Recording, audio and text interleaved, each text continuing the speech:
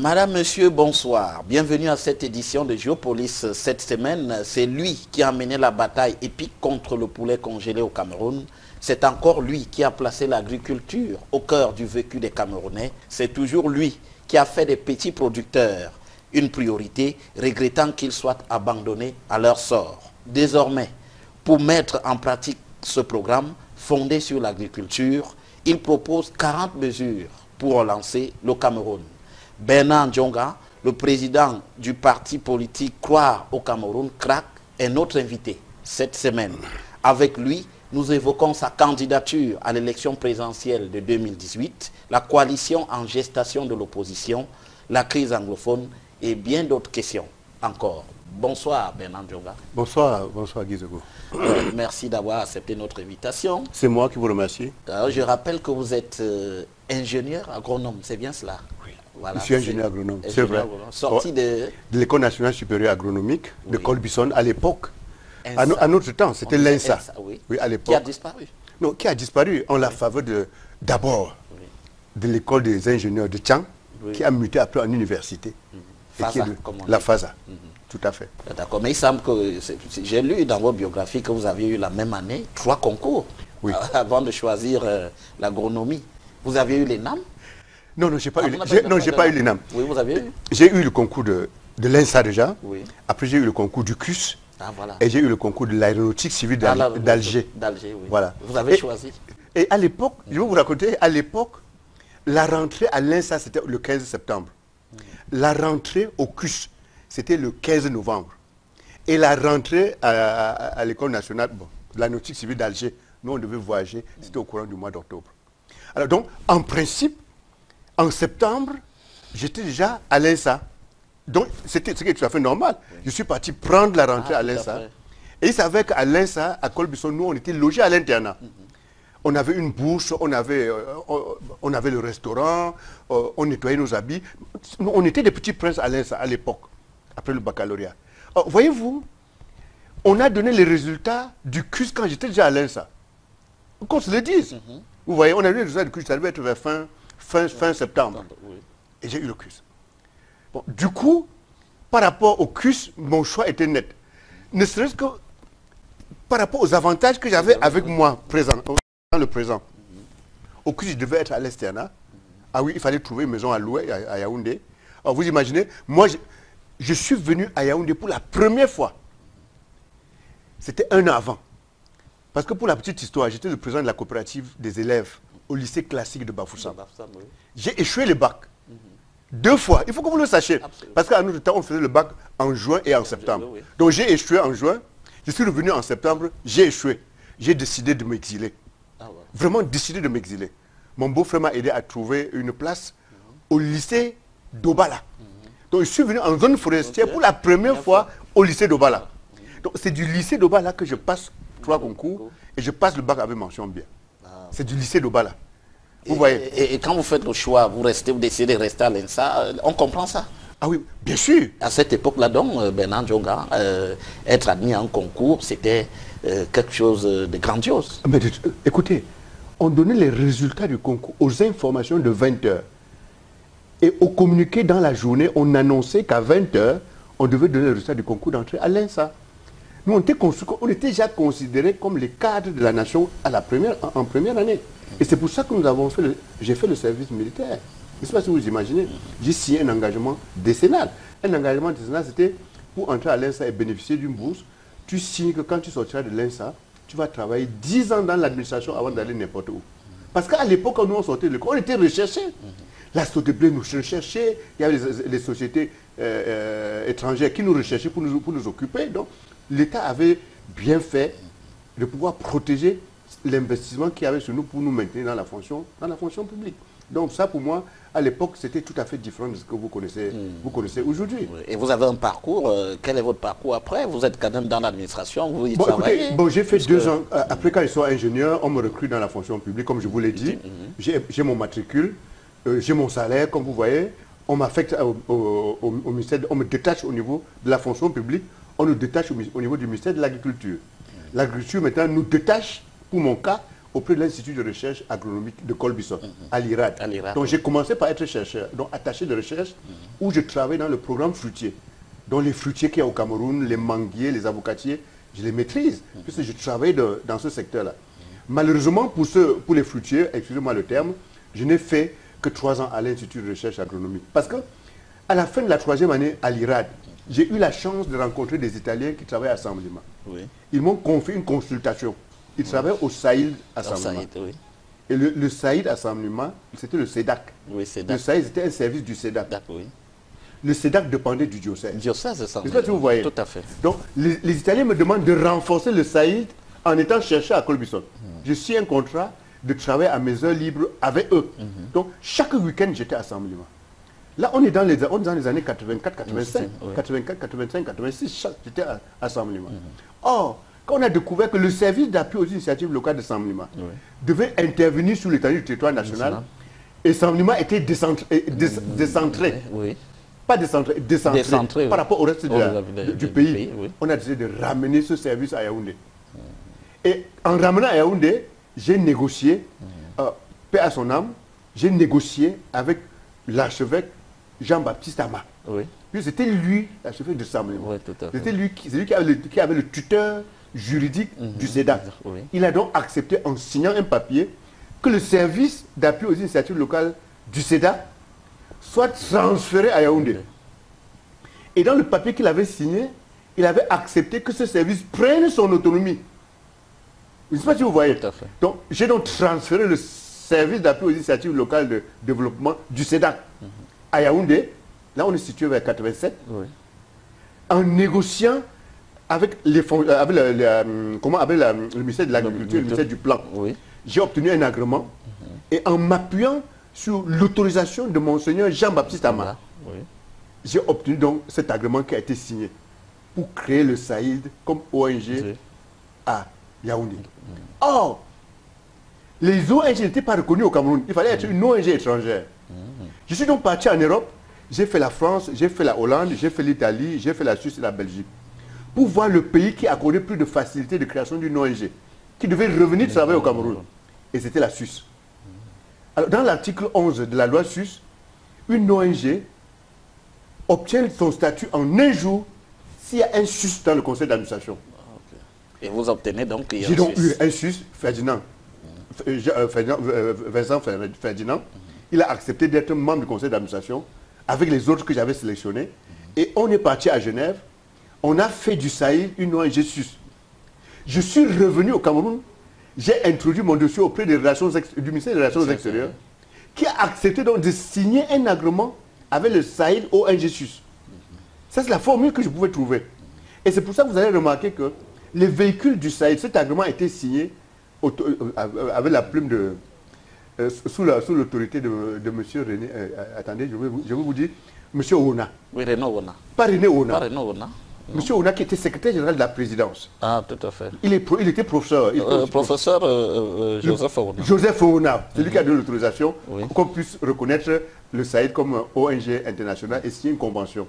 Ça s'est fait en 1992 avec le ministère des Relations extérieures. Et c'est pour ça que vous allez remarquer que les véhicules du Saïd aujourd'hui ont l'immatriculation IT. IT. Immatriculation temporaire. Absolument. Donc, voilà vous voyez un peu le cheminement. Donc je suis parti de la fonction publique. Et là, vous partez de la fonction publique. Mais bien sûr, je démissionne. C'est encore toute une autre histoire. Parce que quand je suis à l'IRAD, j'ai cette possibilité de travailler à mes heures libres avec le SEDAC. Et je suis en contact avec les paysans. Ça crée des liens. Et c'est au moment où j'étais au fort de mes relations avec les paysans que l'IRAD m'a accordé une bourse pour aller faire le doctorat aux États-Unis de 3 ans. Pour aller faire le doctorat. Alors, je n'avais pas de choix. Soit je laisse tomber mes relations avec les paysans, avec le SEDAC, je vais aux États-Unis pour 3 ans. Soit je laisse les États-Unis, je vais avec le SEDAC. Mais je ne peux pas laisser les États-Unis et rester à l'IRAD. Parce qu'il fallait qu'on me remplace. Parce que je partais être formé pour venir remplacer le blanc qui était mon patron. Pour préparer la relève. C'était normal à notre temps, c'était comme ça. Vous voyez un peu. Oh, j'ai décidé de ne pas aller. Vous voyez, le directeur de l'IRAD ne m'a jamais pardonné cela. Oh, comme je ne pouvais pas rester, qu'est-ce qu'il fallait que je fasse? Il fallait démissionner. Il fallait démissionner. J'ai démissionné de la fonction publique. Vous imaginez, et quand je dis souvent aux gens, les gens ne me croient pas, parce que j'ai beaucoup de peur au niveau de ma famille. Oui. Personne ne m'a soutenu. Mais vous démissionnez la fonction publique en A2, il n'y a pas la crise. Il n'y a pas la crise. C'est ça, si vous imaginez, Oui. tu sors d'une bourse de formation à gauche et à droite, tu viens, tu démissionnes. Ah, ce qui m'avait aidé, à l'époque, parce que vous avez parlé de l'engagement décennal, Oui. j'avais démissionné pour continuer à travailler pour les paysans. Ah oui. Vous voyez un peu. Donc au niveau de la fonction publique, le directeur que j'ai rencontré, il a accepté ça. C'est-à-dire que non, on ne peut pas me chercher des problèmes parce que je ne sors pas du domaine dans lequel... Et je travaille pour la production nationale. Alors là, je suis parti. Jusqu'à aujourd'hui. Vous voyez. Donc le SEDA a donc évolué. Le SAID a évolué. Oui. J'ai laissé le SAID en 2002 pour créer l'ACDIC. Oui. Vous voyez un peu. Et j'ai voulu laisser l'ACDIC. J'ai eu des problèmes que vous connaissez. J'étais obligé de maintenir encore la présidence de l'ACDIC. Et pour le SAID, ça va vous étonner. C'est l'une des grandes ONG du Cameroun aujourd'hui. Ça marche très bien. Et pourtant, je ne mets plus le pied là-bas. La Voix du Paysan continue à sortir. Le premier numéro de la Voix du Paysan, on l'a sorti, c'était en novembre 1988. Ça continue à sortir. On a créé le recueil des fiches techniques. Vous voyez les 2 tomes. Il y a le jaune et le tome 2 qui est bleu. On a fait plusieurs tirages de ces tomes. Vous voyez, dans ces recueils, on expliquait aux jeunes comment on fait pour se lancer dans l'agriculture.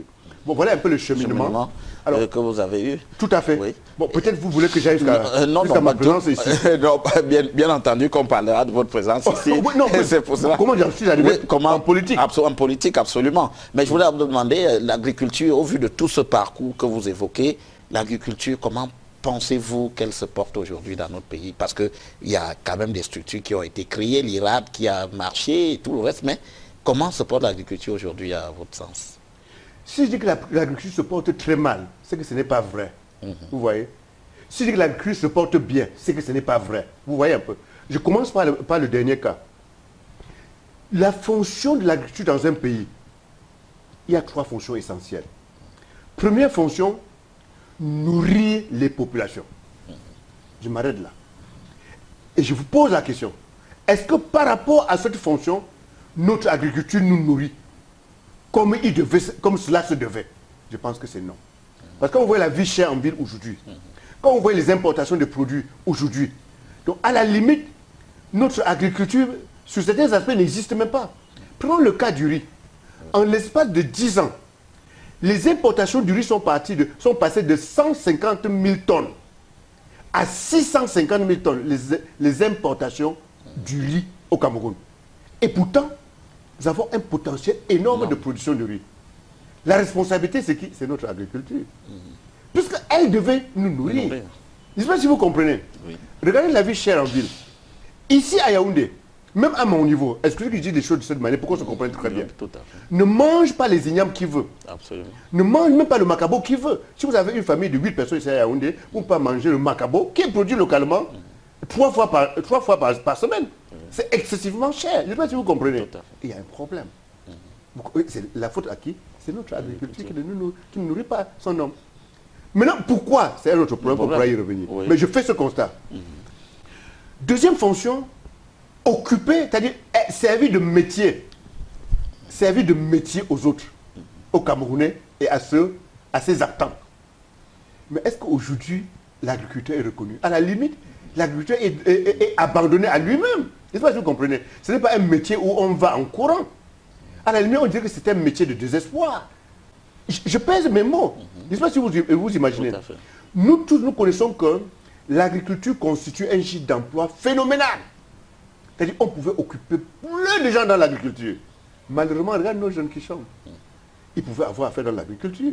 L'agriculture, ce n'est pas seulement aller au champ. Parce que s'il y avait son pendant agro-industriel qui existait, s'il y avait son pendant service, quand je parle agro-industriel, c'est le secteur secondaire. Le secteur tertiaire, ce sont les services, c'est-à-dire l'assurance, les banques et autres. Le secteur primaire, c'est la production.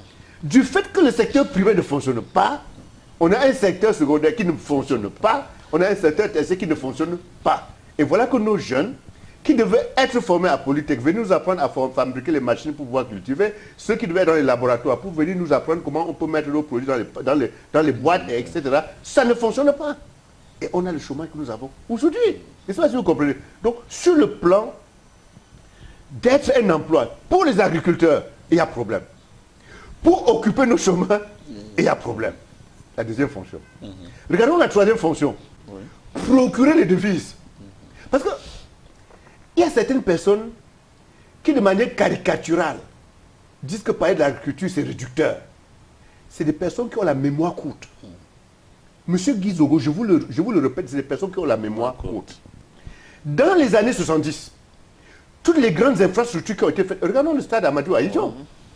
Regardons là, il y a des doigts là. C'est grâce à l'agriculture. Mais c'était grâce à l'agriculture. Cacao, café. C'est l'ONCPB qui pompait cet argent des producteurs et qu'on réinjectait, etc.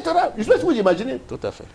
Donc par rapport à la production de devises qui puissent nous permettre d'amener nos conditions de vie, il y a un problème. Donc je n'ai que pris ces trois fonctions. Absolument. Vous voyez que la conclusion qu'on peut tirer, c'est de dire, je suis désolé, monsieur Guy Zogo, l'agriculture ne joue pas son rôle chez nous. Et pourtant, on a un énorme potentiel. On pourra y revenir. Mais je comprends. Donc c'est quand vous faites un constat comme celui-là, que vous vous dites, je me porte candidat, vous avez créé un parti politique, vous êtes président de Croire au Cameroun. Mais non, monsieur Guy Zogo. Oui. Mon cheminement, ce n'est pas celui-là. Oui, oui. C'est quoi exactement? Qu'est-ce qui vous amène en politique? Souvenez-vous aussi. Parce que, comme on dit souvent que le monde est petit. Oui. J'ai discuté avec vous en 2011. Oui, tout à fait. Je ne sais pas si vous imaginez. Tout à fait. Nous, on n'était pas candidats à l'élection présidentielle. Tout à fait. Je ne sais pas si vous réalisez. Oui. Mais nous avons commis un pacte. Nous avons produit un pacte que nous avons proposé aux candidats à l'élection présidentielle. Tout à fait. Le pacte qui leur demandait de signer, qui devrait investir sur le développement rural. Parce que déjà à l'époque, nous croyons, dur comme fait, que notre développement passe par le secteur agricole. Nous avons proposé ce pacte aux politiciens et qui plus est aux candidats à l'élection présidentielle. Nous n'y étions pas. Qu'on se comprenne très bien. On n'a pas eu de chance. Et quel a été le des sort 23 de ce candidats, pacte? Il y a eu 19 candidats qui ont signé le pacte. Mais nous n'avons pas eu de chance parce que le candidat qui a été élu était parmi les 4 qui n'avaient pas signé notre pacte. Parce que si le candidat élu était parmi les 4, ça devait nous donner encore la force de rester dans la société civile et de l'interpeller pour dire, monsieur le président, vous avez signé le pacte, vous avez promis, vous avez promis. Avec le RDPC justement, avec le candidat du RDPC, le président Paul Biya, qui a été élu à l'issue de cette élection présidentielle 2011, vous lui avez soumis le pacte et quelle a été la réponse concrète qui vous a été donnée? Même soumettre le pacte, ça a été une démarche très très élégante. Je vous le dis, le secrétaire général du RDPC, puis c'est des humains, nous sommes entre nous. Oui, donc moi je parle au Camerounais, qui est M. Grégoire Ouna. Il m'a demandé d'apporter 50 exemplaires du pacte au Palais des Congrès, où se trouvait le siège du RDPC. Du comité central, tout à fait. J'y suis allé avec 50 exemplaires du pacte. Les pactes existent encore pour tous ceux qui nous écoutent et qui aimeraient entrer en possession d'une copie de ce pacte. Il sait comment l'avoir. Alors, quand j'ai amené 50 exemplaires, le secrétaire général attitré du RDPC, qui est aujourd'hui ministre de l'administration territoriale, Monsieur René Emmanuel Sadi. Oui. Il ne m'a jamais reçu. Je suis allé au palais de congrès par 4 fois pour attendre. Il ne m'a jamais reçu. Jusqu'aux élections. Mais je ne sais pas. Alors, je ne sais pas si je n'ai pas dit que le chef d'État qui était le candidat ne m'a jamais reçu. Oui, oui. Mais le secteur à quel niveau on était bloqué. Oui. Ça ne nous a pas empêché de tout faire pour aller déposer un exemplaire à l'entrée de la présidence et demander une audience. Oui. Mais qui n'est pas venu aussi l'audience. À l'heure où je vous parle, on attend encore. Vous attendez tout l'audience. On n'a pas eu. Il faut que vous compreniez. Voilà la réalité. Nous avons fait des propositions à ceux qui étaient candidats à l'élection présidentielle en 2011. Ça a eu le sort que vous connaissez très bien. En 2014 donc. Mais nous disons, comme ça a échoué à ce niveau-là. Nous-mêmes nous entrons en action. C'est foutu. Mais ceux qui sont en politique vers qui nous allons, ils ne sont pas plus camerounais que vous et moi. Ils n'ont pas les cornes. Non, ne riez pas, M. Guy Zogo, c'est la réalité. Alors nous nous sommes dit que si tel est le cas, nous entrons aussi en politique. Encore une fois de plus, il faut que vous reteniez ce mot. Avec une proposition. Absolument. J'espère que vous comprenez. Nous sommes entrés en politique par infraction. C'est en 2014 que nous créons le CRA. Absolument. Djonga, qui vous voyez devant vous là aujourd'hui, sur ces aspects, quand vous me regardez, je n'ai jamais été fait pour faire la politique. Parce que j'ai un franc-parler que je ne m'en démettrai jamais. Je ne sais pas si vous comprenez. J'ai une manière d'être et de faire que vous connaissez. Mais tout ça va faire 10 à 15 ans, ou je ne sais pas combien d'années qu'on se connaît. Je ne sais pas si vous comprenez. Donc, qu'est-ce qu'est-ce que nous faisons donc? Nous disons, ok, si tel est le cas, créons un mouvement. Comprenez-moi bien, le mot mouvement. Oui. Et je vais vous raconter d'où vient ce mot. Oui. Créons un mouvement à travers lequel nous portons un projet de développement basé sur l'agriculture. Puis, au candidat à l'élection présidentielle, puisqu'on a l'exemple de ce qui s'est passé en 2011. Mais cette fois-ci, on fait une proposition qu'on adresse directement au peuple. Oui. Et je vais comprendre la démarche. Ah, oui. Et c'est ce que nous avons fait avec les 40 mesures pour faire décoller le Cameroun par l'agriculture en 5 ans. Alors, vous dites 40 mesures Non. pour faire décoller le Cameroun. Avant d'y arriver. Avant d'y arriver, il y a ce petit mot. J'ai dit, fait un petit mot là. Mouvement. Mouvement. Oui. Je vous rappelle, nous sommes en 1999. Je suis secrétaire général du Sahel. Oui. Le Sahel a pour vocation d'accompagner techniquement les paysans en milieu rural. Tout à fait. Je réalise que notre agriculture est en train de sombrer du fait du décours des importations de poulets congelés. Oui, tout à fait. J'ai dit à l'entame de cette émission Tout à que fait. vous avez mené un combat épique contre le poulet Oui. congelé. Dans Ce combat épique que vous dites, si nous le menions en tant que Sahel, on n'aurait jamais réussi. Ok. Parce qu'il fallait créer un mouvement qui porte ce genre de combat. Vous voyez le mot mouvement. J'ai donc abandonné le Sahel pour créer l'ACDIC qui a pour vocation de créer dans ce mouvement Oui. qui porte le combat contre le poulet congelé. Et c'est avec ça qu'on a manifesté. En 2004, l'ACDIC comptait 12 800 membres sur l'étendue du territoire national. La manifestation que nous avons organisée en 2004, où il y avait des José Bové, Oui, tout à fait. mais on n'a jamais organisé une manifestation au Cameroun jusqu'à l'heure actuelle. C'est-à-dire, en un mot, en un clic, nous avons sorti 5000 Camerounais de toute obédience. On les a mis dans la rue pour revendiquer l'arrêt des importations de coups de poulet congelés. Vous avez compris le mot mouvement. Mouvement, tout à fait. Nous nous retrouvons en 2014. Nous, on vient d'échouer avec... 10 ans plus 10 ans, tard. on vient d'échouer avec l'ACDIC. Nous pensons à un autre mouvement. Il faut que vous compreniez. Et nous faisons, il y a deux choses. D'abord, nous restons à la logique de proposition. Nous créons un mouvement politique pour porter le projet que nous proposerons aux Camerounais. Mais une fois après avoir créé le mouvement, nous réalisons que nous n'aurons pas une reconnaissance juridique en tant que telle. Parce qu'au niveau de l'AT, on ne reconnaît pas les mouvements. Mais les partis On reconnaît les partis politiques. Oui. Et c'est ainsi qu'on est obligé de s'aligner dans les partis politiques. Et me voici devant vous en tant que président des partis politiques. Je devais être président des mouvements politiques. Voilà.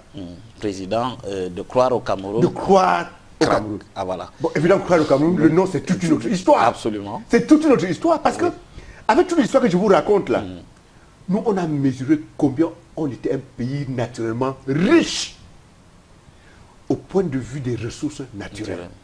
Au point de vue humain. Mais vous avez les gars là dehors, même en milieu rural, vous avez des gars, des producteurs, qui sont hyper consciencieux. Et quand je parle du milieu rural, c'est-à-dire, j'ai la chair de poule parce que vous ne pouvez pas réaliser. Vous voyez les instituteurs du village, les maîtres d'école du village. Vous avez une race de personnes extrêmement consciencieuses. Des vrais formateurs, intègres, désintéressés. Ils sont comme ça en milieu rural. Donc c'est pour vous dire que nous découvrons que nous avons une vraie richesse. Mais nous n'y croyons pas. Vous comprenez? C'est pour ça qu'il faut croire au Cameroun. Il faut que les Camerounais, oui. C'est-à-dire parce qu'on a vu qu'il y en a, le potentiel est là. C'est le nom. Croire au Cameroun. Maintenant, croire au Cameroun, ça ne suffit pas. Oui. Croire au Cameroun, vous ne pouvez pas aller à la boulangerie, vous dites que vous croyez au Cameroun, on vous donne le pain. Il faut... L'environnement dans lequel nous nous trouvons, si vous ne vous battez pas, rien n'est donné. Oui, tout à fait. Donc il faut oser. Donc c'est pour ça que vous comprenez souvent quand on dit osons ensemble. Croire au Cameroun. Voilà l'histoire. Voilà l'histoire. Alors, Bernard Djonga, votre programme, on l'avait effleuré il y a quelques minutes. 40 propositions pour relancer le Cameroun. C'est suffisant pour vous? Faire décoller le Cameroun. Pour faire décoller le Cameroun, c'est suffisant? Mais vous parlez de quoi? C'est même toujours suffisant. En 5 ans, M. Guizogo, en 5 ans, on décolle. Mais attendez, quand je vous dis des 6 régions agroécologiques que compte le monde, nous en avons 5. Mais c'est une richesse énorme. Ce qui nous manque comme région, c'est la zone tempérée. C'est-à-dire nous ne pouvons pas faire les fraises facilement, le blé comme ça là. Oui. On n'a pas de... Et même encore le blé, on peut le faire. On peut le faire. Je ne sais pas si vous comprenez, les pommes de France, on sait les cultiver à Kumbo. Oui. Les fraises, on les produit à Kumbo. Est-ce que vous comprenez? Et vous ne voyez pas ça ici. C'est autant de choses qui nous fait brûler d'envie, qu'on nous donne l'occasion de montrer qu'avec les 40 mesures, le Cameroun décolle. Je vous donne quelques mesures. Oui, quelques mesures. Je vous les ramasse vraiment comme ça. Oui. Nous comptons aujourd'hui 10 régions au Cameroun. Qu'est-ce qu'on fait avec 10 régions? Alors que, sur le plan agroécologique, c'est-à-dire la nature, sur le plan agroécologique, nous a donné 5 régions. Je dis que c'est naturel. Est-ce que vous comprenez? Oui. Les 5 régions? Quand vous mélangez le nord et l'extrême nord, c'est la région sahélienne. Vous mélangez l'ouest et le nord-ouest, c'est la région des hautes altitudes. Vous mélangez le littoral et le sud-ouest, c'est la région côtière. Vous mélangez le sud, l'est et le centre, une partie, c'est la région forestière. Vous prenez la Damawa que vous voyez là aujourd'hui, c'est la région des hautes savanes. Ça fait ces régions, c'est naturel, c'est propre. Et quand vous allez plus loin, vous constatez que sur le plan culturel, l'homme du nord-ouest est plus proche de l'homme de l'ouest. Hein. Il ne vous apprend. Et c'est la réalité qui est la nôtre. L'homme du sud-ouest là a plus de sur le plan culturel avec le savoir, avec l'homme du littoral. Mais c'est la réalité. L'homme de l'est a des ressemblances, a des communautés avec l'homme du sud, une partie du centre. C'est une réalité. Donc, en plus d'être des zones agroécologiques, ça s'assimile aussi à la culture. À la culture. Pourquoi nous ne divisons pas le Cameroun en 5? Si nous divisons le Cameroun en 5 régions, comme je vous le dis là, on donne l'opportunité, comme c'est des zones agroécologiques, à chaque région de développer sa spécificité. À l'est, il y a du bois. Il n'y a pas le bois au nord, dans la zone sahélienne, ni dans la zone de haute altitude. Je ne sais pas si vous voyez. Tout à fait. Mais on nous crée des écoles de transformation du bois à l'est. Je ne sais pas si vous imaginez. On nous sort, quel type de meubles on ne sortirait pas? Chaque année, on importe pour 9 milliards de francs de meubles. Que ce soit les lits, que ce soit les armoires, que ce soit les bureaux. Va voir dans les ministères, on construit de nouveaux bâtiments. Partout, on fait de nouveaux bâtiments, que ce soit privés ou publics. On passe à la commande des meubles qui viennent de l'extérieur. Et pour la plupart, le bois qui part d'ici est transformé et ça revient. Si on fait ça, tout ça sur place, ça fait 9 milliards de francs que vous stabilisez à l'Est. Et l'Est nous produit des meubles qui vont dans les 4 autres régions. C'est sa spécificité, c'est sa richesse. Il ne regarde pas les minerais. Je ne sais pas si vous imaginez qu'il y en a dans cette région qu'on peut valoriser. Ça permet aux populations de cette région de se développer, ça contribue à l'ensemble. L'Ouest fait les pommes de terre. On ne fait les pommes de terre à l'Est, ni à l'extrême nord. On en produit pleinement les pommes de terre à l'Ouest, et ça va dans les autres régions. C'est pour vous dire qu'en principe, c'est une division, c'est une des mesures que nous proposons. Oui. Deuxième mesure, la mesure révolutionnaire, c'est les subventions aux producteurs. On nous dit qu'on ne peut pas accorder de subventions aux producteurs, mais qui nous a dit, qui dit ça? Nous, on a fait une manifestation devant le siège de la Banque mondiale qui est là en 2007. Oui.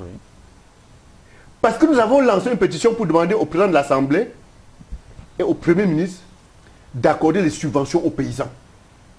La pétition, nous avons collecté 620 000 pétitions.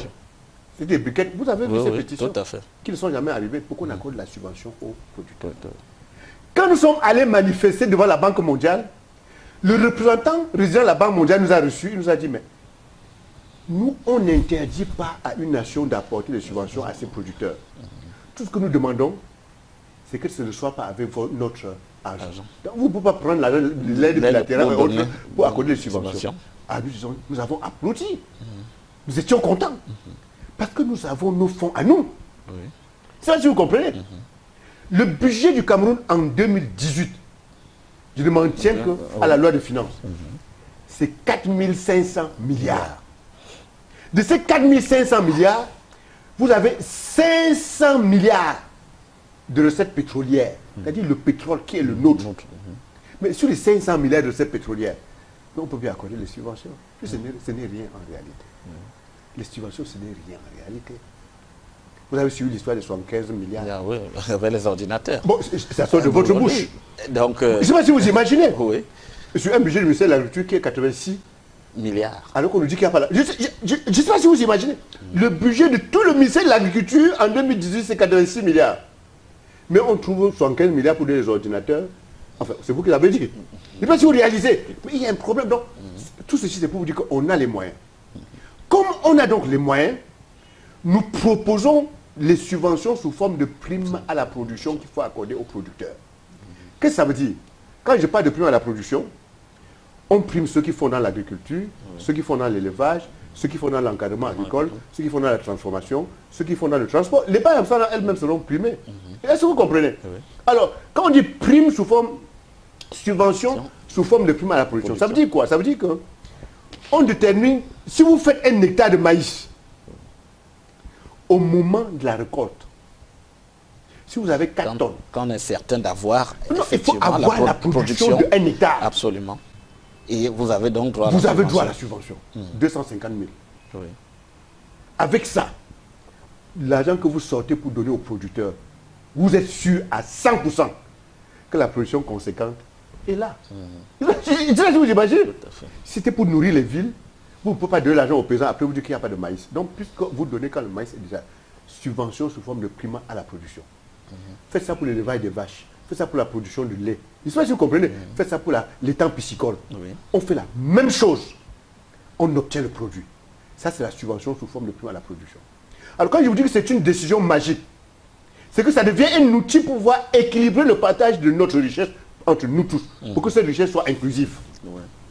Si on constate que c'est plus difficile de faire 1 hectare de maïs à l'est, en zone forestière, qu'en zone de haute altitude, on met la prime pour 1 hectare à l'est 350 000 et en zone de haute altitude, on met ça à 250 000.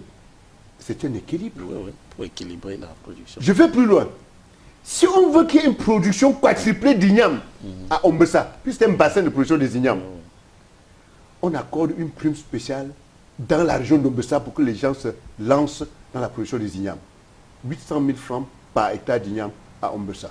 Les gens s'allument. Et vous avez le produit qui revient sur le marché de Yaoundé.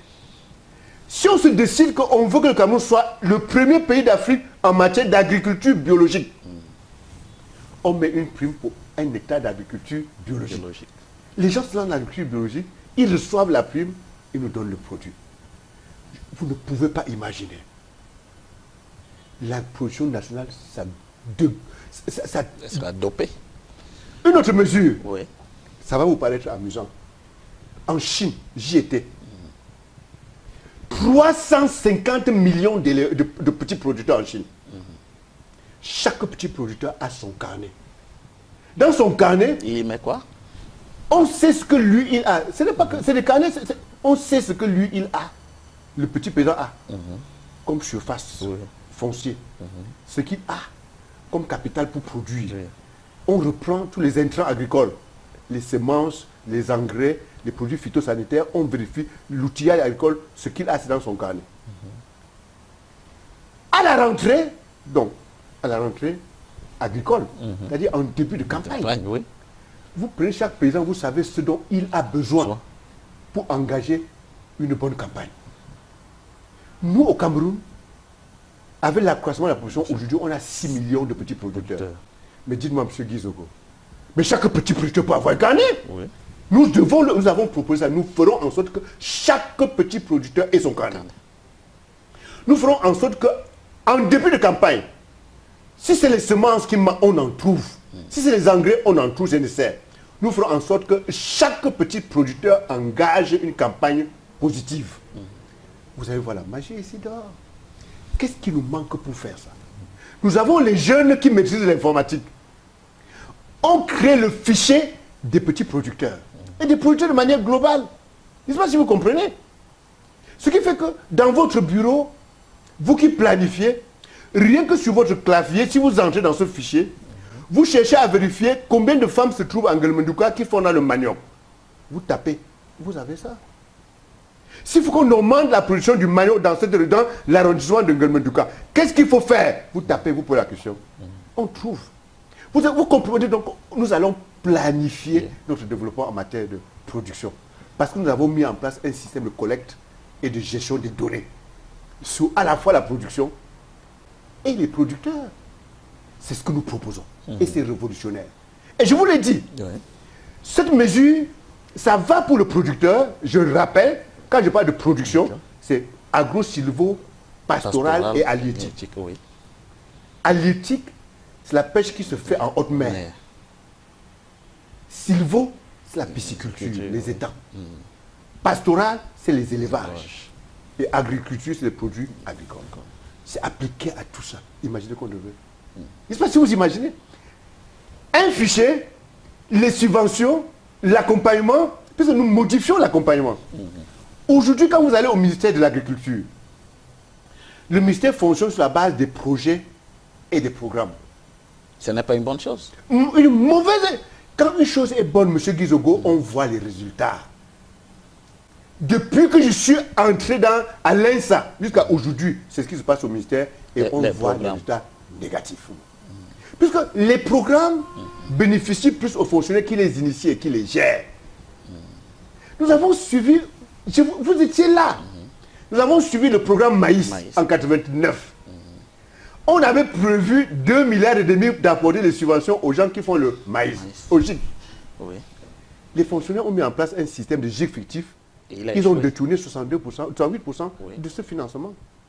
C'était le projet. Oui, le programme. Et c'est le programme. Est-ce que vous comprenez? Il faut changer ça. Dans les 48 mesures, nous balayons le projet, le programme d'un revers de la main. Et c'est ça qui est remplacé par le système de subvention sous forme de prime à la production. Parce que dans ce système de subvention sous forme de prime à la production, nous intégrons aussi les encadreurs qui seront aussi primés. Nous mettons en place un système qui encourage à la fois le producteur que les encadreurs. Parce que ça ne sert à rien d'avoir des encadreurs qui sont populaires, qui sont plus pauvres par moment que les producteurs. Je ne sais pas si vous imaginez, il y a un problème. C'est des aberrations que nous vivons aujourd'hui. Dans notre pays, vous, M. Guizogo, je préfère vous citer. Vous êtes ici en ville. Vous vous attendez que les paysans qui sont en milieu rural vous nourrissent. Alors qu'ils sont en milieu rural, ils sont plus pauvres que vous. Absolument. Ça veut dire que votre attente est vaine. Et c'est ça qui crée la situation qu'on a en ville aujourd'hui. Donc, vous comprenez un peu ces mesures que nous mettons en place. Autre mesure qui n'a l'air de rien, mais qui est aussi révolutionnaire. Je préfère qu'on se comprenne. C'est pour qu'on se comprenne. Quand vous prenez le Japon, c'est une puissance industrielle et technologique. Absolument. Quand vous prenez le Koweït, mais c'est une puissance pétrolière. Et ça se voit. Mais nous, au Cameroun, on peut être une puissance agricole. Or, au Japon, qui est une puissance technologique et industrielle, on apprend à coder aux enfants à partir de l'âge de 2 ans. C'est-à-dire à protéger ce qui a été créé. Mais bien sûr. Je ne sais pas si vous comprenez. Tout à fait. Alors nous, avec l'agriculture par rapport auquel nous sommes, c'est-à-dire on a tout pour être une puissance agricole. On enseigne par la chose agricole à nos enfants, la maternelle. Il y en a même à l'université qui ne connaissent pas. Mais c'est vrai. Donc ce que nous proposons, c'est qu'à partir de la maternelle, chaque école a un champ, une ferme. Dès les bas âges, dès ce niveau maternel, nos enfants doivent savoir d'où vient la salade qu'ils consomment, d'où vient l'œuf qu'ils consomment. Rien que savoir, doivent toucher aux poules. Les petits enfants, s'amuser, grandir avec.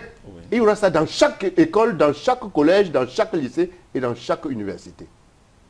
Mais imaginez ce que ça peut faire sur nos enfants. C'est une mesure révolutionnaire. Et on devrait l'appliquer. Mais vous parlez aussi d'installer des jeunes dans les villages, si j'ai par exemple lu votre programme. Non, mais bien évidemment. C'est une mesure qui vous paraît importante. Mais monsieur Guizogo, vous oubliez, le programme que le CRAC propose aux Camerounais, ce n'est pas un programme qui est bâti sur les doléances et les promesses. Je vous dis non. C'est un programme qui est bâti sur un diagnostic. Et sur une expérimentation sur 35 ans. Donc vous vous dites si on ramène les jeunes dans les villages. Je vous explique. Oui. Nous avons essayé de voir dans quelles conditions on peut ramener un jeune de la ville en milieu rural pour qu'il devienne un entrepreneur rural en matière de production et de gestion de son exploitation et de 2, un responsable de famille. C'est-à-dire qu'il se marie, qui aient des enfants, qui sont bien éduqués. Oui. Ça fait 6 millions par jeune. 6 millions par jeune. Vous ne me donnez pas de temps. Parce que je vous vois pressé. Parce que j'aurais dû... Il fallait que je vous dise, quelques mots dans ce que nous avons calculé. Oui, oui. Alors, nous partons sur le principe qu'un jeune que nous envoie en milieu rural, il va là-bas pour vivre. Oui. C'est-à-dire, le milieu rural n'est pas le lieu où on se cache pour mourir. Vous avez lu ce livre. Les oiseaux se cachent pour mourir. Voilà. Voilà. Donc, vous me comprenez très bien. Oui. Donc, le jeune qui va en milieu rural, il doit pouvoir être bien logé. On peut bien se loger avec du matériau local. Et ça existe. Ouais. Il doit avoir la possibilité de se connecter à l'extérieur, même en ville. Il doit pouvoir suivre les matchs. Tout à fait. Mais la Champions League... Il doit être dans les mêmes conditions de vie. Les mêmes conditions que... Vous avez tout compris. Absolument. Ça entre dans les 6 millions. Nous proposons ceci. Comme nous avons fait une expérimentation, et nous sommes sûrs que ça devrait marcher. Comme nous savons qu'autour de nous, ils sont nombreux les jeunes qui aimeraient rentrer en milieu rural, s'injecter dans l'agriculture, par amour. Pas parce qu'ils chôment, parce qu'ils aiment la chose agricole. Dégageons chaque année 15 milliards de francs par région, parce qu'il y en a 5. 15 milliards de francs par région. Pour les 5 régions, ça fait 75 milliards. Vous voyez encore, vous pouvez comparer. Je voudrais encore un autre élément de comparaison. Oui. Je ne vous fais pas parler. Je vais plus loin. Oui. Si on dégage 15 milliards par région, vous avez la possibilité d'installer, comme je vous l'ai dit, 2500 jeunes par an et par région. Dans les campagnes. Dans les campagnes. Et pour qu'ils vivent. Mais les gars vous arrosent de vivre en ville. Une fois qu'ils ont fait d'arroser les vivres en ville, mais on exporte. On transforme. Si on ne veut pas exporter, on crée les usines. Vous n'avez pas de transformer. Les PME et PMI de transformation, dans notre projet central. Et les PME, les PMI et PME, j'ai déjà fini avec les jeunes, on s'est bien compris. Les PMI et PME, nous les créons dans les zones de production de la matière première. Parce qu'il est question pour nous aussi de décongestionner nos villes. Ne laissons pas les villes comme Yaoundé Douala continuer à s'agrandir à l'infini. C'est parce que nos jeunes viennent chercher du travail. C'est parce que le secteur secondaire dont je vous ai parlé là, ça n'existe pas. Or, avec les PME et les PMI, nous créons le secteur secondaire qui n'existait pas. Nous les localisons dans les secondes villes. Donc, ça absorbe la pression qui doit aller sur les grandes villes. Ça grandit. Je ne sais pas si vous imaginez. Absolument. Non seulement ça devient un facteur de développement de notre production, ça devient un facteur d'occupation de nos jeunes, mais ça devient aussi un facteur de contrôle de la population et de la densité de nos villes. Quelque chose de vachement intéressant, M. Guizogo. C'est des mesures que nous avons intégrées. Je ne peux pas vous laisser partir sans que je ne vous parle de nos jeunes qui sont dans la diaspora. Oui. Est-ce que vous savez, les chiffres que je vous donne, ça date de 2 ans. Mais je préfère que vous reteniez ces chiffres-là. Parce que si vous dites que ça a augmenté, ça va vous étonner. Nous avons 12 500 ingénieurs camerounais en Allemagne. À l'heure où je vous parle. Il faut les faire revenir. Mais bien sûr. Oui. Vous avez les moyens de les payer ici. Mais attendez, je vous l'explique. Oui, allez-y. Je vous l'explique. Le projet, les 40 mesures que nous vous proposons, il faut les ressources humaines, expérimentées, formées, pour pouvoir porter ces mesures. Je ne sais pas si vous comprenez. Tout à fait. Et les mesures que nous proposons, c'est pour faire décoller le Cameroun. C'est-à-dire, c'est pour placer le Cameroun dans un processus de développement. Et il y a beaucoup de choses que nous commencerons. En 5 ans, nous aurons fait décoller le Cameroun, mais nous n'aurons pas fini avec ce que nous avons commencé. Est-ce que vous comprenez? Parce que nous entrons dans un processus. Je prends le cas de la formation avec les jeunes. Quand nous prenons les jeunes à la maternelle, on commence à les inculper dans la production, vous voyez ce que ça donne. Donc pourquoi j'insiste dessus? Donc, les jeunes qui sont en Allemagne, il faut que nous le fassions venir. Nous savons que la plupart de ces jeunes sont partis de leurs propres moyens. Ça encore, c'est notre problème, notre système éducatif. On n'a aucun contrôle sur eux. À la limite. Non, on n'a pas puisque les parents se sont battus. Les parents sont battus pour avoir contre ces gens que vous n'avez pas envoyés. Voilà. Ce qui veut dire qu'il faut les convaincre de rentrer. Et c'est ce que nous allons faire. Nous avons pris ça dans notre projet. Ces jeunes qui sont dans la diaspora, ils ont un savoir-faire qu'il faut reconnaître et payer pour. Les diplômes que les gars ont. Oui, il faut payer à la hauteur des diplômes qu'ils ont. Ça, c'est un. Ils auront une contribution réelle au développement de notre pays. Il faut aussi payer pour ça. Donc ne soyez pas surpris. Nous sommes partis sur la fin de nos calculs. Une fois qu'on a fait les 5 régions, dans chaque région, l'État doit avoir des infrastructures et des équipements mobiliers qui permettent de donner à ces jeunes-là d'avoir des conditions de vie qui sont à la hauteur de leur contribution et de leur diplôme. Ça ne nous gênerait absolument pas, M. Guizogo, que dans la région forestière, dont on a parlé tantôt concernant l'université de Bois et autres, qu'on construit des villas et qu'on les offre à ces jeunes qui ont la formation, qui ont la spécialité, d'aider ceux qui sont restés à transformer cette nature, à les former, à mieux gérer, etc. Nous le ferons. Parce qu'à l'heure actuelle, quand l'équipe nationale gagne un trophée, je pense que vous avez vu ça quelque part, on donne une villa à chaque joueur. En Côte d'Ivoire, par exemple. Par exemple, comme vous le dites. Ceux de la diaspora, ce seront nos joueurs. Ah oui. Donc nous allons créer des conditions. Tout ça, c'est pour vous expliquer, nous allons créer des conditions pour que ces jeunes rentrent. Ils ont une expérience, ils ont un savoir-faire, qu'ils mettent ce savoir-faire au service du décollage, au service de la transformation de ce potentiel naturel que nous avons et au service de notre ambition qui est de faire du Cameroun une puissance agricole, ce qui est tout à fait normal et légitime. Et je vous l'ai déjà dit, ne me posez plus la question de savoir d'où viendra l'argent. Je vous ai donné quelques chiffres. Il y en a. Non, il y en a. Oui. Ce n'est qu'un problème de gestion. Alors, et comment est-ce que votre projet est acquis jusqu'ici? Je vous entends quand même dire que près de 40% des Camerounais sont déjà... Je commence par vous. Ah bon? Mais attends, mais vous, je commence... Non, mais si je me dis l'enquête, je commençais par vous. Oui. Non, mais ils sont vraiment à fond avec vous là. Mais non, mais ne riez pas. Mais le retour que nous avons, mais ce projet que vous avez vu, le document projet, ce n'est que le résumé. Nombreux sont les Camerounais. Il ne se passe pas les jours où on nous téléphone, vous vendez ça combien, comment on fait pour avoir, vous vendez ça combien, comment on nous félicite, etc. C'est des Camerounais. Quand on va commencer à parler politique, quand on va parler politique avec vous et moi, je veux vous dire que nous on ne fait pas la politique comme vous croyez. Absolument. Puisque nous parlons aux Camerounais. Le projet que nous proposons aux Camerounais transcende les partis politiques, transcende les clivages ethniques, je ne sais pas, les clivages religieux, ça transcende cela. Je ne sais pas si vous comprenez. Donc, c'est quelque chose qui est favorablement accueilli, ce qui est tout à fait compréhensible. Mais on vous dit que avec 40 mesures, votre pays décolle en 5 ans. Mais vous-même là, mais vous êtes curieux, non? Vous dites, faites-nous voir ça. Et vous avez en face de vous des gens qui sont prêts à vous montrer que c'est faisable. Quoi de mieux pour un compatriote? Mais dites-moi, quoi de mieux? Et je vous le confirme. C'est faisable. On vous demande une chose, la plus simple possible, M. Guizogo. Mettez-nous à l'épreuve. 5 ans, c'est pas long. Le Cameroun décolle. Et de manière inclusive. Il n'est pas question qu'il y ait une minorité de Camerounais qui s'approprie la richesse, qui décolle. Non. Tout le Cameroun qui décolle. Vous êtes sans oublier, l'argent qui part en milieu rural pour la production, c'est à ce niveau-là qu'on a le plus de chances de faire en sorte que l'argent circule dans la poche de le maximum possible de Camerounais. Ce qui fait que le décollage dont nous vous parlons, mais on porte le Cameroun à partir de la base. Ce n'est pas qu'on tire le Cameroun par le haut. Pour le tirer, vous dites décoller. Non. On porte le Cameroun par la base.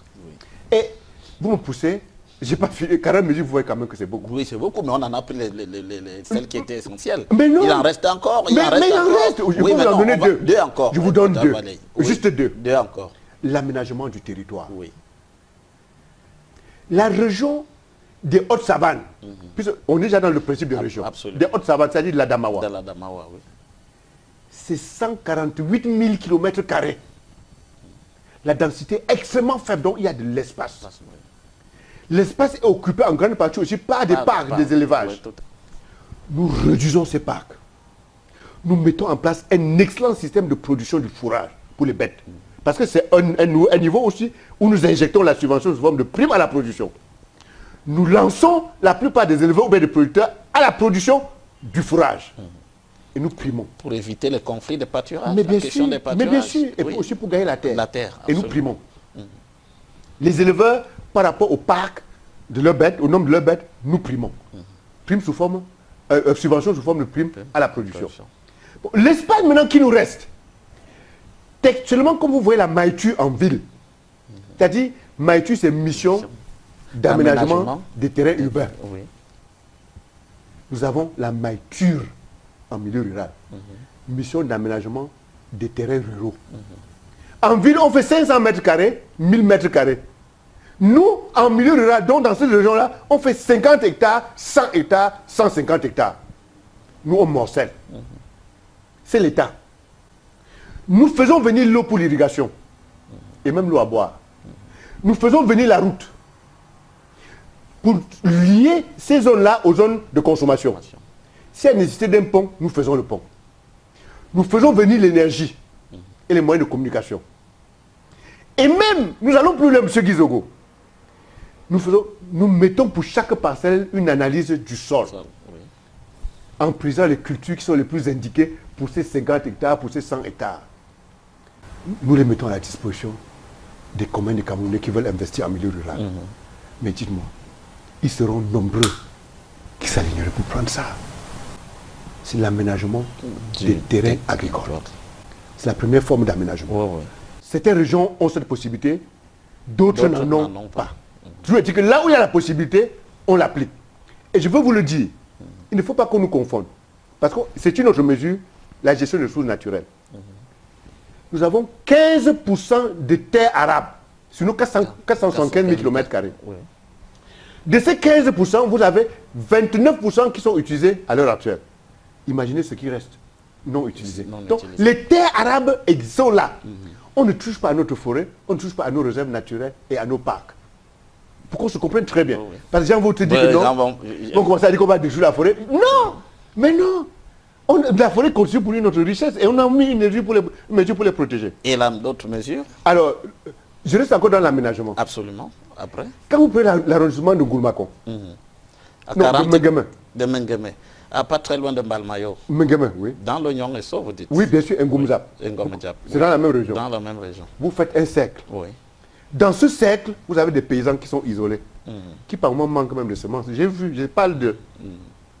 On installe dans ce cercle-là ce qu'on appelle le pôle de promotion des exploitations familiales.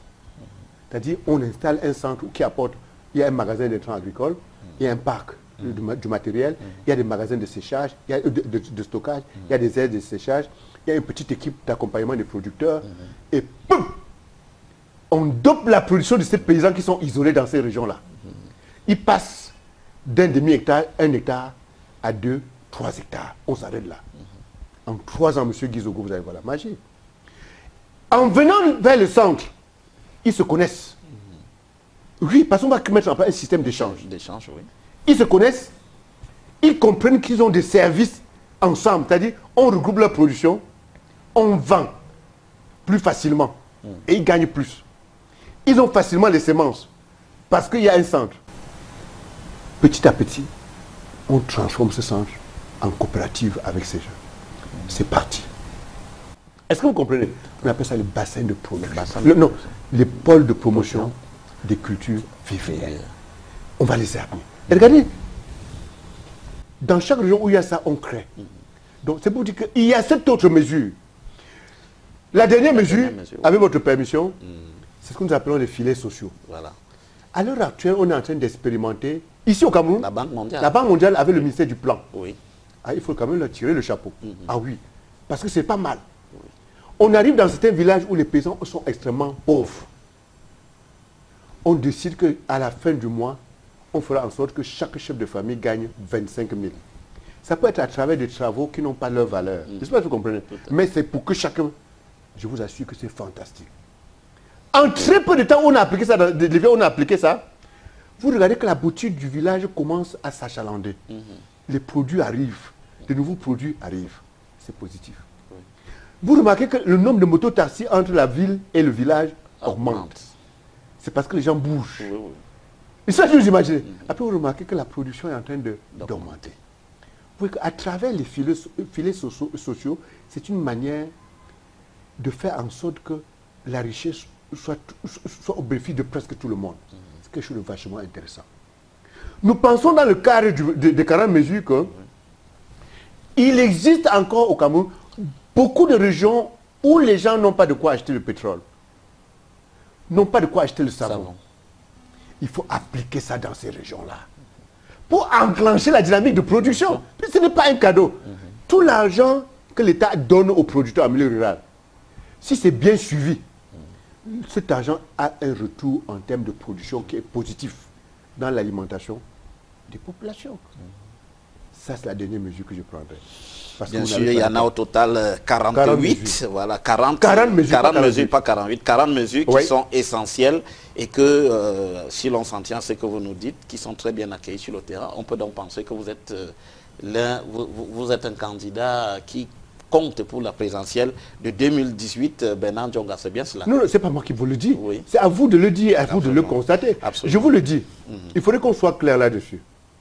Nous avons créé un parti politique d'abord pour continuer une lutte qui était celui de porter l'agriculture au cœur du débat concernant notre développement. Pour montrer que notre développement passe par l'agriculture. Notre combat a été toujours celui-là. Et c'est par rapport à ça que j'ai évoqué les 40%. Vous vous souvenez très bien. Voilà. Alors, en dehors de vous, Bernard Dionga, il y a d'autres candidats, bien sûr. Évoquons-les. Il y a d'abord le candidat qui est là depuis 1982, le président Paul Biya. Il n'a certes pas encore déclaré ouvertement qu'il serait candidat en 2018, mais si c'était le cas, comment vous accueillez cette candidature? C'est un Camerounais. C'est un Camerounais. Vous savez,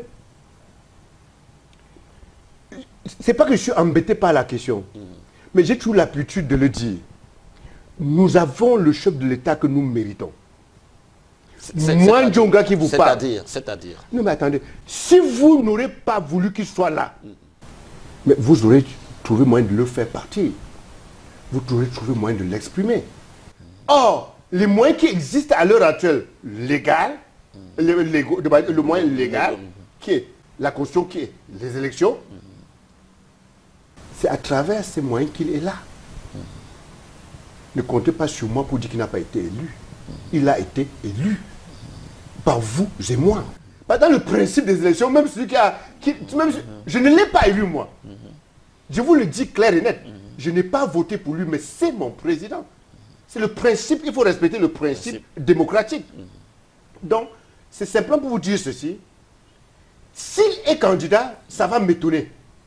Mais c'est de son droit. Ça va vous étonner. Oui, pourquoi ça va vous étonner? Non, ça va m'étonner parce qu'en principe, à son âge, il méritait un repos. Et si c'était à nous de lui donner ce mérite-là, nous au CRA, vous pouvez y compter. Il le mérite. Je ne sais pas s'il me fait comprendre. Oui. Donc, ça va m'étonner parce qu'il mérite un repos. Plutôt que de continuer. Quand on dit mériter un repos, c'est ce que vous êtes en train de le dire. Oui. Je ne sais pas si vous comprenez. Si se reposer au juste, ça n'étonnerait personne. Et ce n'est que normal. Je ne sais pas si vous comprenez. Ne faisons pas comme si qu'il se prenait un repos aujourd'hui à son âge. Ce serait un scandale. Mais par contre, il étonne plus à insister, à durer. Ça étonne plus. Moi avec. Est-ce que je réussis à me faire comprendre? Moi avec. Secondairement, moi aussi en tant que citoyen, il faut accepter mon besoin, mon envie d'une alternance. Est-ce que vous comprenez? C'est normal. Parce que en tant que citoyen, je vois ce que l'alternance fait dans certains pays de par le monde. C'est quelque chose de positif.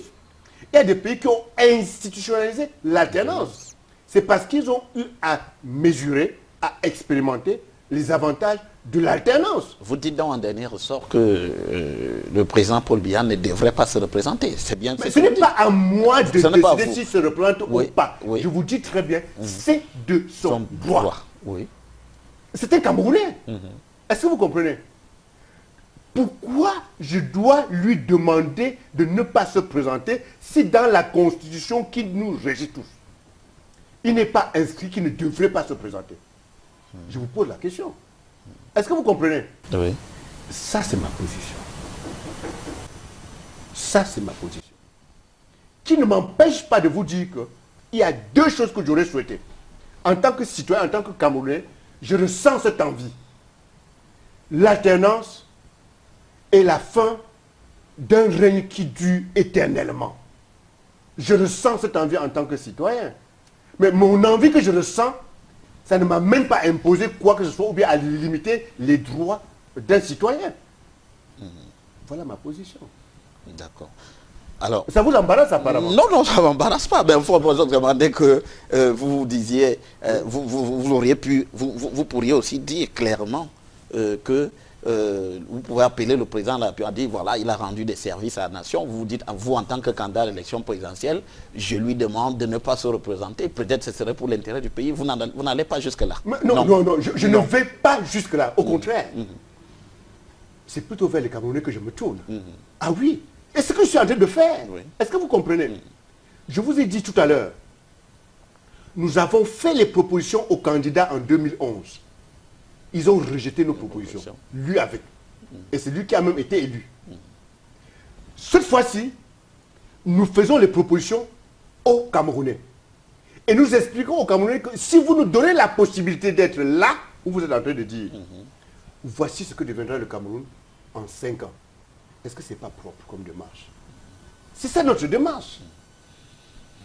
À moins que vous n'hésitez, vous voulez me prêter les mots. Je suis heureux que vous le dites. Ah oui, on ne prête pas les mots. Tout à fait. Vous ne prêtera pas les mots sur ce plateau de Géopolis, Bernard Djonga. Alors, en dehors du président Paul Biya, il y a une autre candidature, celle de Bernard Dakeremouna, qui est celle-là déjà déclarée. Vous avez suivi. Ah mais bien sûr, c'est de son droit. Oui. Mais c'est de son droit. Oui.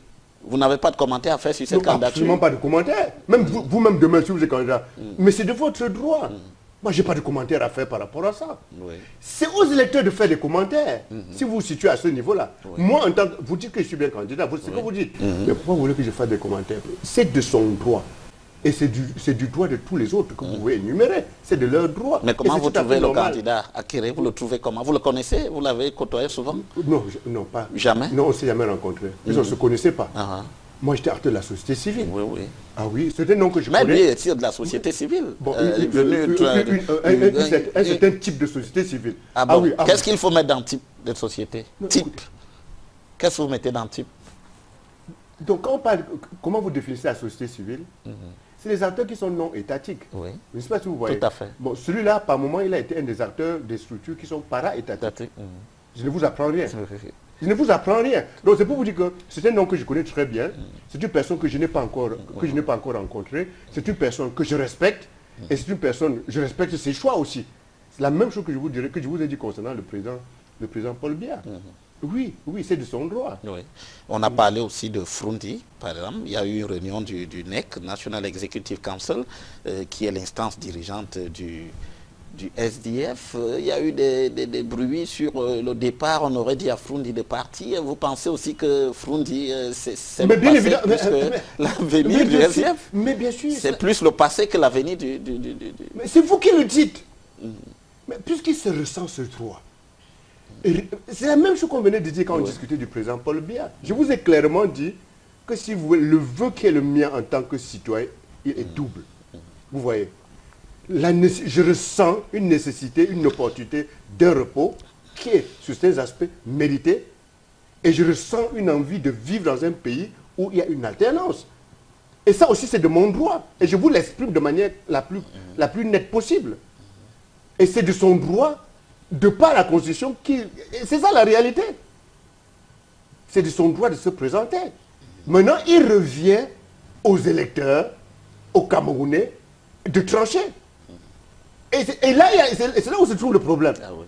Tout est concentré entre les mains des Camerounais. Mais alors, lesquels Camerounais, aujourd'hui, on peine à les amener à aller s'inscrire.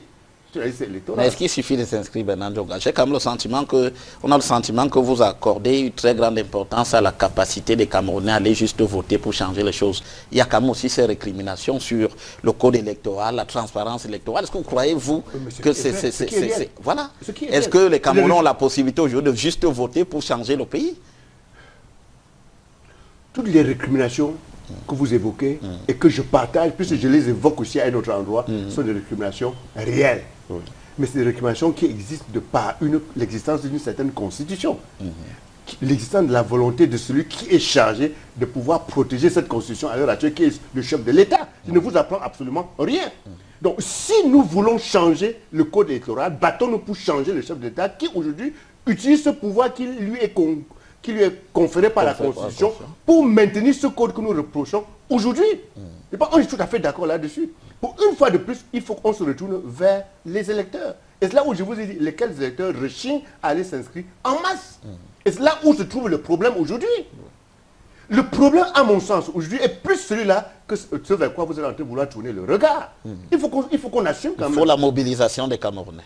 C'est ce que vous dites. Qu'est-ce que vous entendez par mobilisation? Vous pensez que les Camerounais sont aussi mobilisables que ça? Parce qu'on est en train de se battre. Moi-même, je me bats pour que les gens aillent s'inscrire. Parce qu'après s'être inscrit, il faut aller retirer les cartes électeurs. Après avoir retiré les cartes, il faut aller voter. Après avoir voté, il faut contrôler son vote. Je ne sais pas si vous imaginez. Le chemin est quand même long. Hein? Est-ce que vous comprenez? C'est dans cette logique-là qu'on devrait s'inscrire. Est-ce que vous comprenez? Parce qu'en fait, je crois fondamentalement que c'est le peuple qui détient le pouvoir. Notre constitution, à moins que vous voulez l'anarchie. C'est ça la réalité. Donc nous, on doit travailler à ce niveau-là. C'est à ce niveau-là qu'il faut travailler. Parce que si vous dites qu'il faut remettre encore le code électoral, choisissez la méthode qui vous permet d'obtenir des résultats pour pouvoir modifier ce code électoral. Parce qu'il y a des voies qui mènent vers l'impasse. Soyons conséquents. Je suis désolé, M. Guizot, soyons conséquents. Ok. Alors, candidature à l'élection présidentielle, on a parlé de quelques-unes, il y en a bien d'autres, mais il y a cette question de la coalition autour de l'opposition, c'est une demande des Camerounais aussi, coalition de l'opposition. Est-ce que vous pensez que c'est une idée qui peut prospérer? Mais je n'ai pas à juger cette idée. Déjà, je vous l'ai dit d'entrée de jeu, le CRA s'inscrit comme un parti de proposition. Et c'était d'abord un mouvement. Oui. On est devenu parti parce qu'on ne pouvait pas se faire reconnaître différemment. Donc, dès le départ de la création du CRA, nous sommes partis pour parler aux Camerounais de toute obédience confondue.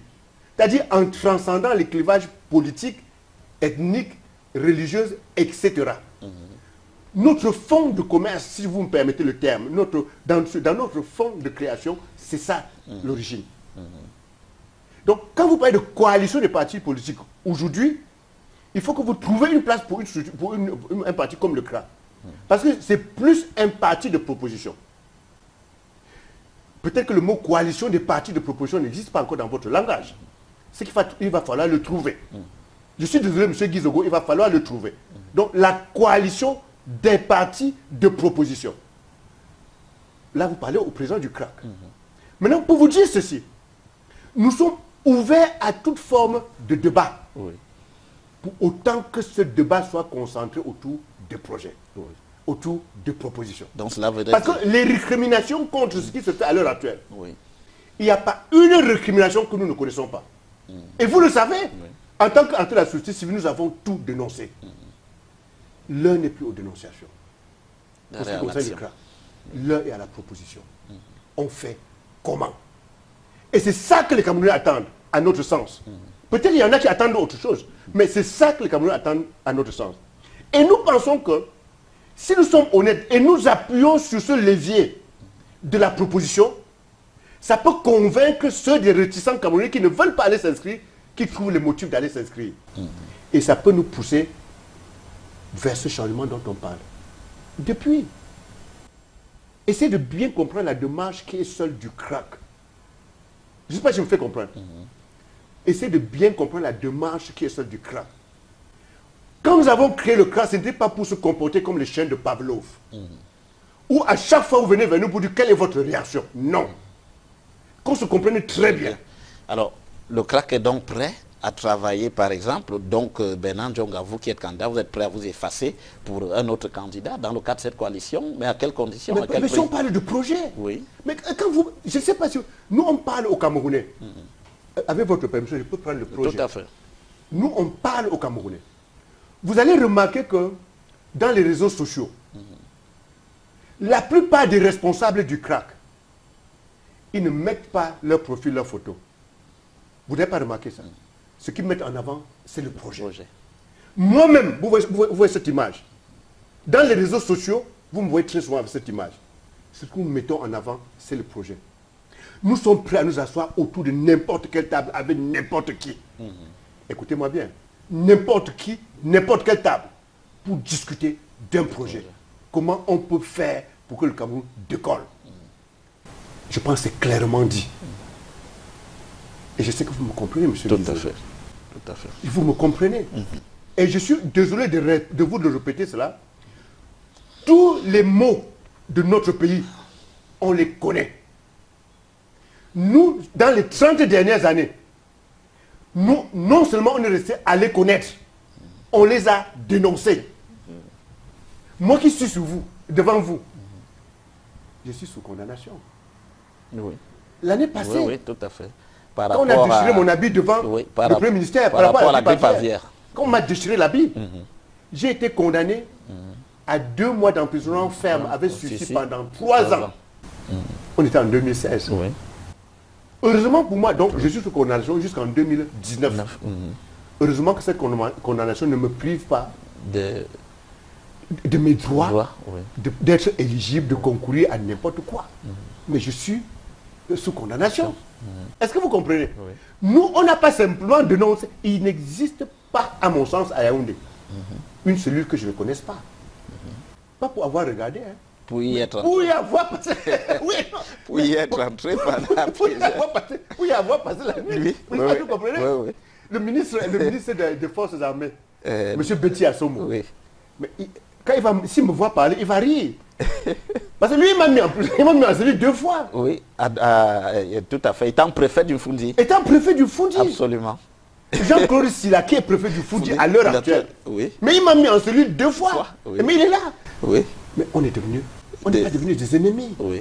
Donc c'est pour vous faire comprendre qu'en réalité, ça ne me gênait pas que je répète cet échange que j'ai eu avec le ministre Betty Assomo, à l'époque où il était préfet, quand José Bové est même venu. Oui, tout à fait, en 2004. Il m'a dit, Monsieur Ndjonga, je ne veux voir personne devant la chambre d'agriculture. Si je trouve quelqu'un là, j'ai répondu, mais les gens sont déjà là. Comment voulez-vous que je les dégage? Oui. Et ok, si c'est comme ça, je veux les dégager. Oui. J'ai répondu, vous ferez votre travail. Et moi, je fais le mien. Nous serons là. Oui. Il a souri et il a envoyé les militaires.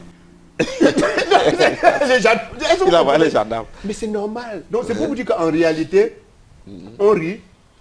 Mais je suis très sérieux pour vous dire que nous, au crack, on en a vu. Tout à fait. Et on en a essayé des choses. On n'est pas resté les bras croisés. On a pensé que aujourd'hui, il faut qu'on aille vers les Camerounais avec des solutions compréhensibles par rapport à leur quotidien. Il faut qu'on aille vers les Camerounais avec quelque chose qui puisse les faire rêver, qui puisse créer en eux de l'espoir et une faille qui puisse les convaincre d'aller s'inscrire sur la liste électorale. Et c'est en ça que je dis de la manière la plus modeste possible. Si on réussit sur ce plan-là, même si on est déjà en train de réussir sur le plan de porter la problématique agricole au centre des débats qui concernent notre développement.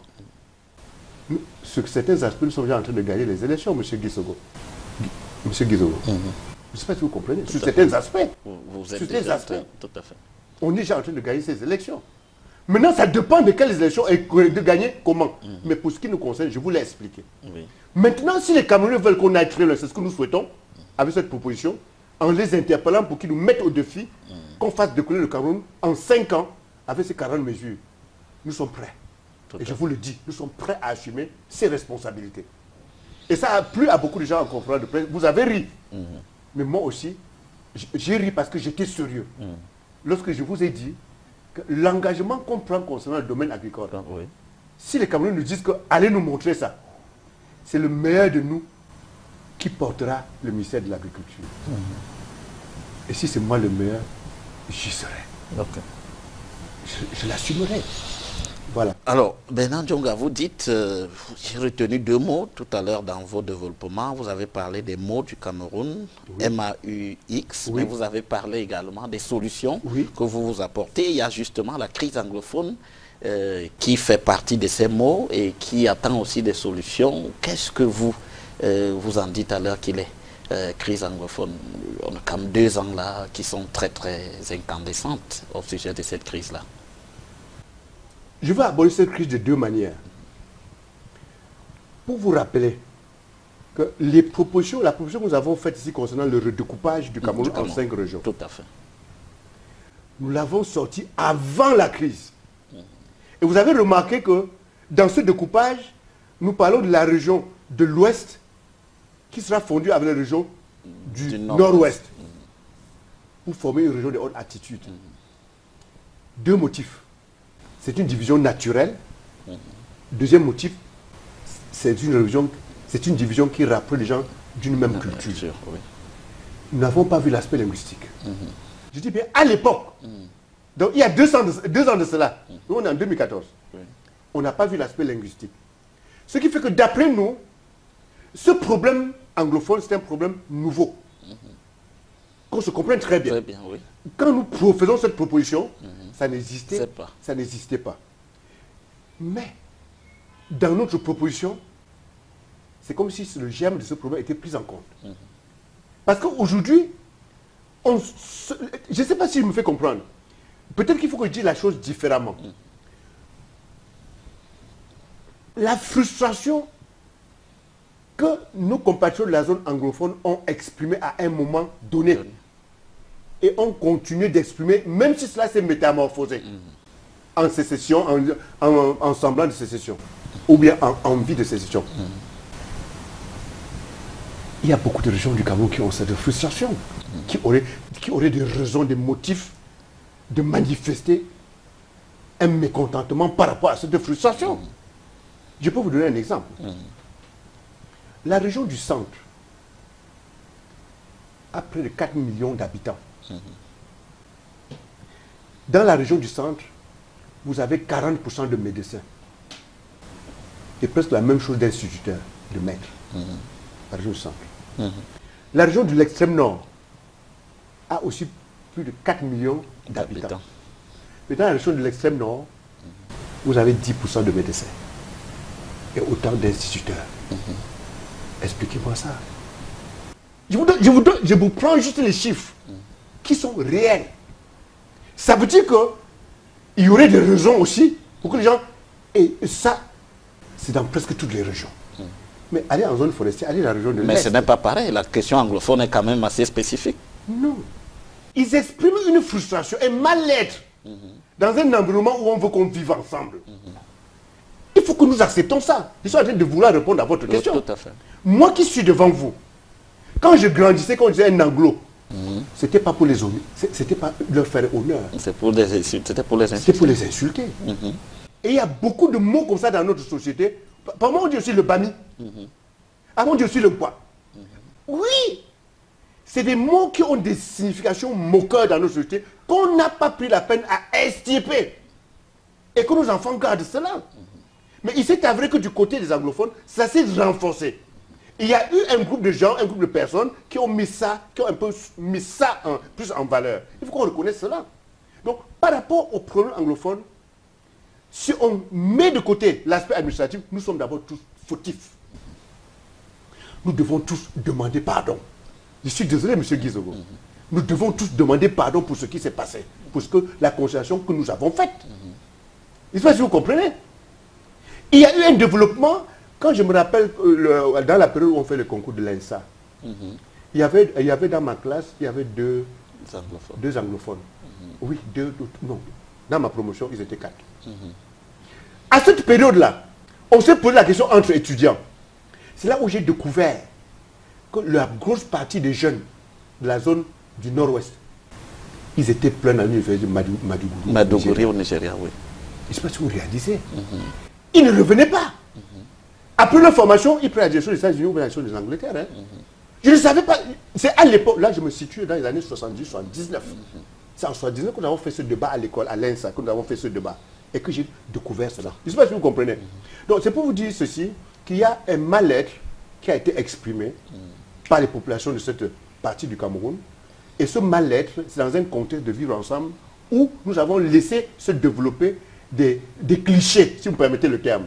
Et c'est par rapport à ça que je dis de manière la plus simple possible qu'on devrait demander pardon. C'est la première étape. Oui. Il faut qu'on trouve un moyen, en dehors de la problématique politique administrative, de demander pardon pour qu'on puisse, à notre niveau, chercher à reconstruire notre vivre ensemble. Pardon à nos frères anglophones. Mais bien évidemment.